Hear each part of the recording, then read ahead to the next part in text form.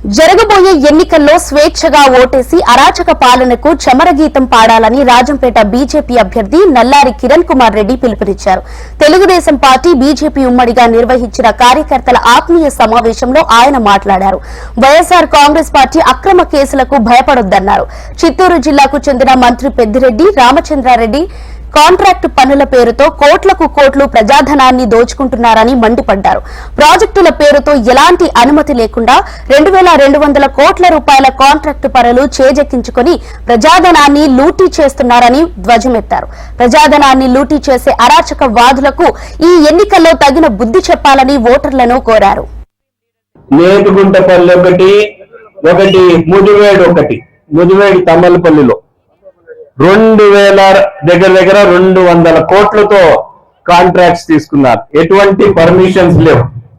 ఆ కాంట్రాక్ట్స్ కి పర్మిషన్ లేకుండా తొందరగా ప్రభుత్వం మారిపోతుంది, మనం ఎట్లా ఓడిపోతా ఉన్నాం, డబ్బు రాదని చెప్పి పన్ను మొదలు పెట్టేశారు. ఇక్కడ ఉన్న రైతులకు డబ్బులు ఇవ్వలేదు. ఇక్కడ ఉన్న వీటికి వారు కోర్టుకు పోయారు. కోర్టుకు పోస్తే 100 కోట్ల రూపాయలు ఫైన్ వేసింది. తప్పుడు సమాచారం ఇచ్చి మీరు పర్మిషన్ లేకుండా కడుతున్నారు కాబట్టి 100 కోట్లు ఫైన్ మీ ప్రభుత్వం కట్టాలని వారికి వేయడం జరిగింది. ఈ 3 పనులు కూడా వీళ్ళే చేస్తున్నారు.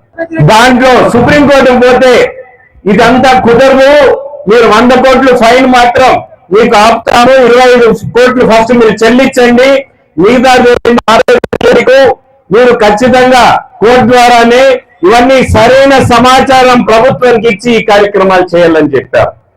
వీరి దోపిడీకి అరాజకాలకి ఎక్కడ ఫుల్ స్టాప్ పెట్టాలనో అది మా చేతుల్లో లేదు. మేము మాట్లాడి వెళ్ళిపోతాం.